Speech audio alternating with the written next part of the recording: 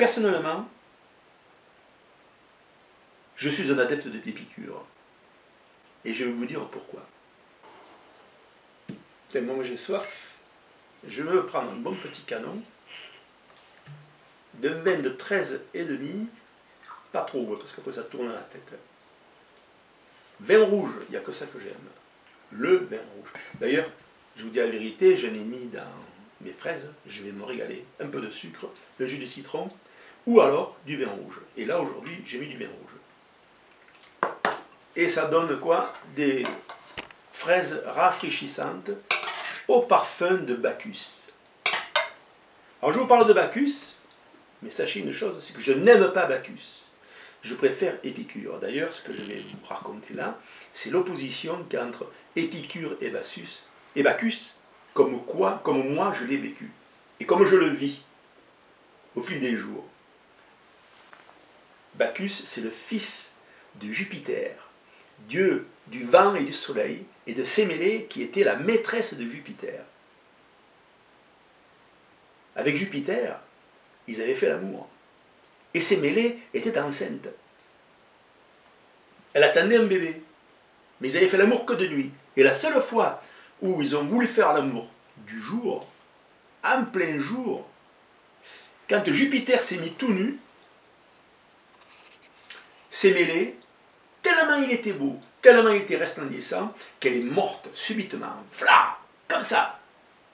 Alors Jupiter était bien embêté parce que Sémélé attendait un bébé de lui, elle était enceinte, et lui il s'est dit, bon, Sémélé est morte, mais ce bébé il n'a rien fait au monde, il faut que je le sauve. Alors il a pris un couteau, et crac, il s'est ouvert la cuisse. Il a prélevé le bébé dans le ventre de Sémélé, il a mis dans sa cuisse, il a recousu, et il a conduit le bébé à terme. Ce bébé, quand il est né, vous savez, les bébés, quand ils naissent, ils pleurent, ils font « c'est pas tellement important ». Alors, vous avez la mariée et le mari qui sont heureux. La mariée dit « tu vois, mon amour, c'est la représentation de la capacité que nous avons eue de nous aimer. C'est l'image de notre amour ».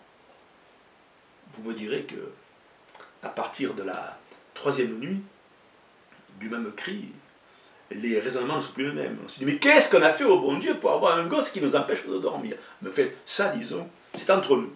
Par contre, lorsque Bacchus est arrivé au monde, il n'a pas fait non, il criait et là, c'était vraiment le caractère de Bacchus qui ressortait. Et quand il a été adulte, Bacchus, il était orgiaque, lubrique, vicieux, baffreur, ivrogne. On le représente toujours avec des sarments de vigne en couronne autour de la tête, avec des raisins à moitié écrasés, de la pulpe qui lui tombe sur le visage avec des pépins de raisin et la toge toute violette. Est-ce que vous croyez que c'est un bon exemple à prendre pour les confréries sur le vin? Est-ce que vous pensez que c'est un bon exemple? Moi, je ne le pense pas du tout. C'est une erreur fondamentale. Je suis un adepte d'Épicure et je vais vous dire pourquoi. Laissez-moi d'abord goûter un petit peu à ces fraises arrosées de vin. Ça me donnera du courage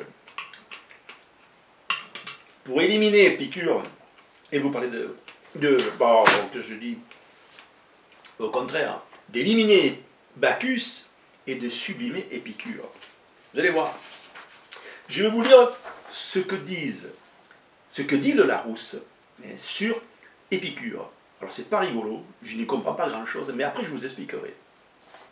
Épicure, philosophe grec né à Samos, 342-270 avant Jésus-Christ. Il a enseigné que le plaisir est le souverain bien de l'homme et que tous nos efforts doivent tendre à l'obtenir, mais loin de le faire consister dans les jouissances grossières des sens, Épicure le plaçait dans la culture de l'esprit et la pratique de la vertu. Alors, c'est joli, c'est bien dit, mais moi, je vais vous l'expliquer d'une manière très peuple, très peuple, et je vais m'encourager par un peu de vin rouge.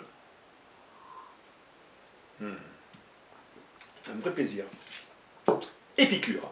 Premier exemple, 3 exemples, j'ai à vous donner, pratiques, pour vous expliquer qui est Épicure. Épicure, à la fin de mois, à la fin du mois, il n'a pas de sous. Qu'est-ce qu'il fait? Il va manger une salade romaine, bien lavée, dans laquelle il va mettre un oignon, des cévennes doux émincés, des harensorts fumés à l'huile, des pommes de terre tièdes et un œuf dur. Et il va faire un repas formidable pour pas 3 fois 3 sous. Hein. Maintenant, Épicure a des sous à la fin du mois. Il ne va pas continuer à manger des harensorts. Qu'est-ce qu'il va faire?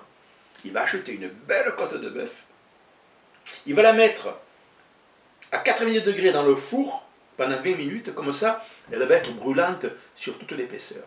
Et s'il la fait saignante, quand elle sera dans son assiette, elle sera chaude de partout.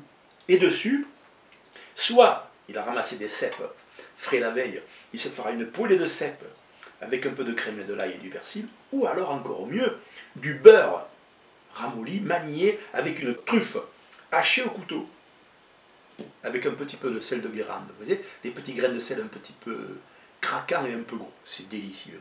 Mais là, vous avez mangé une bonne côte de bœuf. Ça, c'est Épicure comme je l'aime. Oui, j'en suis tellement ému que je renverse ma cuillère. Épicure, mon boulanger, deuxième exemple, mon boulanger, Équerre, était un épicurien.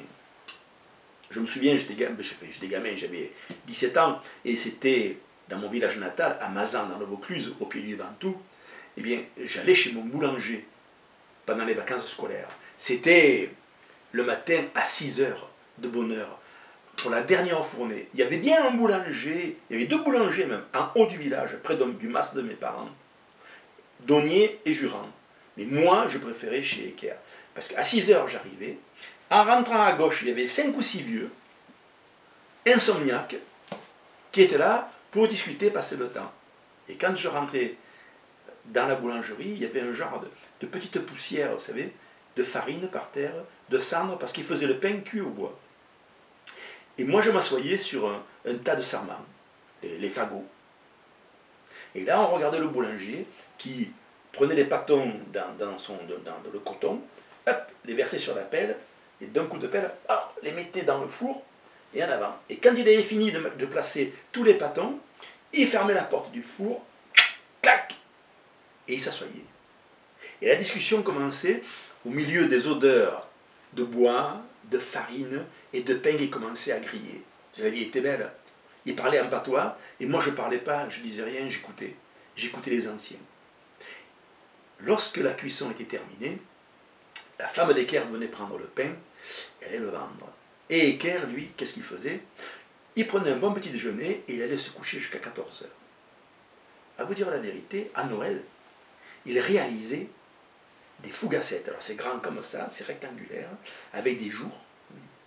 Et c'est moitié, c'est entre la pâte feuilletée et la pâte à pain. Beaucoup de beurre, très peu salé. Alors quand vous la preniez, qu'elle sortit du four dorée, brûlante, vous aviez les doigts chargés de luisant. Et si je la retournais, il y avait des traces de cendre et de charbon de bois. Alors je me dépêchais d'arriver chez moi et je buvais un grand bol de café au lait avec du lait de chèvre de mes grands-mères. Un lait épais, un lait riche. La saveur du café, de ce lait de chèvre et de la fougassette, je devenais amoureux de mon boulanger.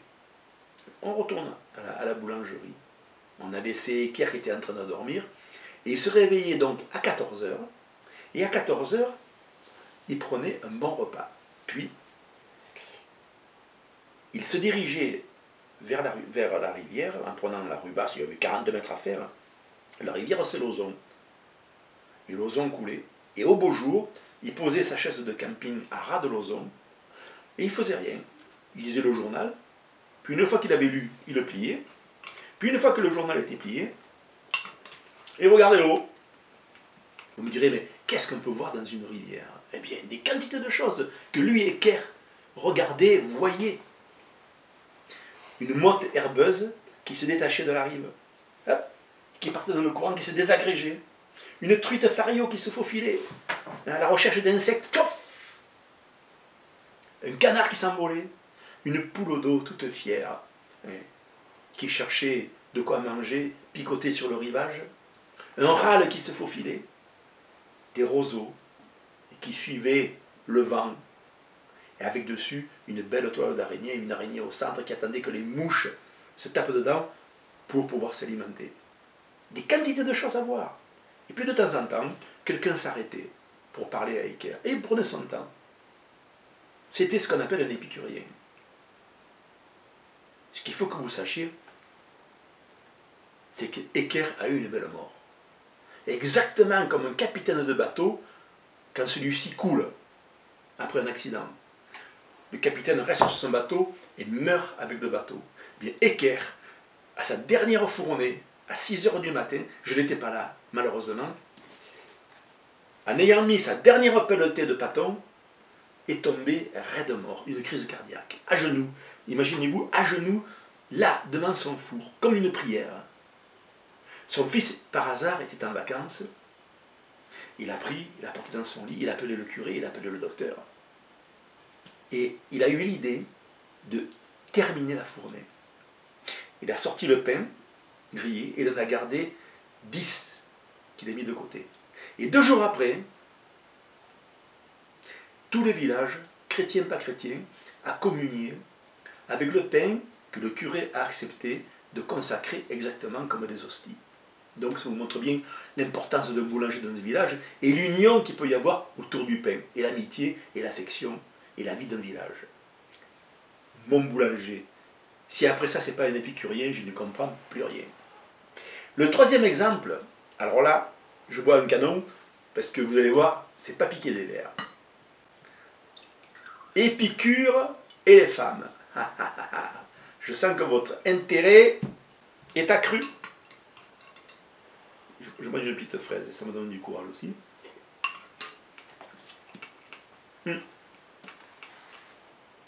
Épicure et les femmes.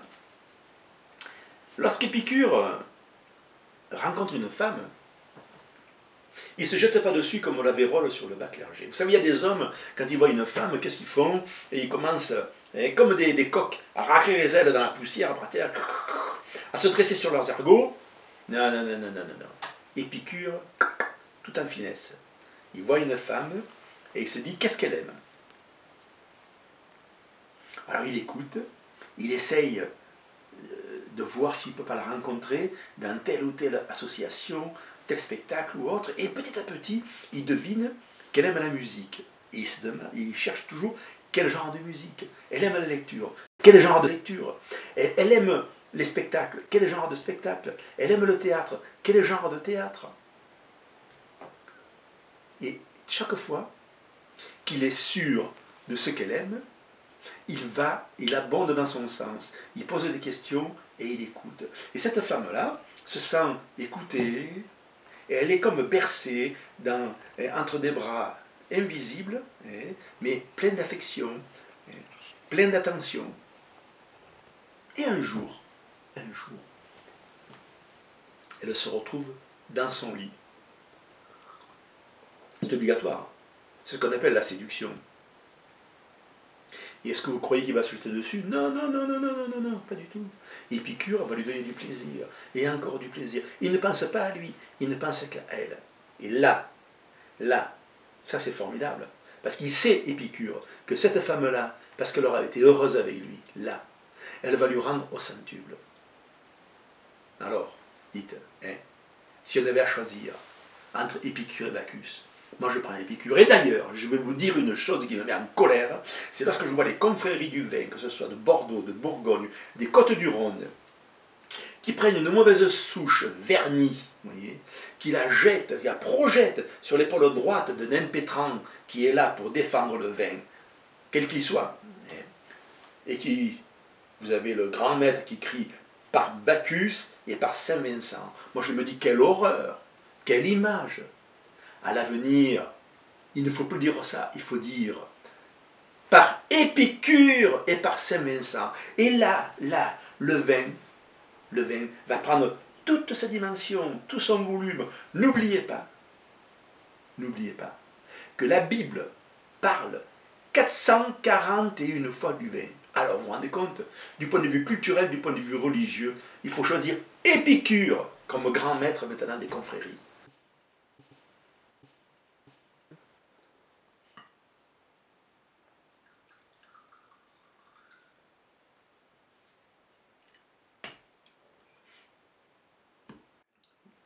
Vous avez compris. Vous avez compris qu'en définitive, je n'aime pas Bacchus, mais que j'adore Épicure. Avec moi, si vous voulez, criez vive Épicure. Vous êtes prêts? On y va? Vive Épicure. On y va? Vive Épicure!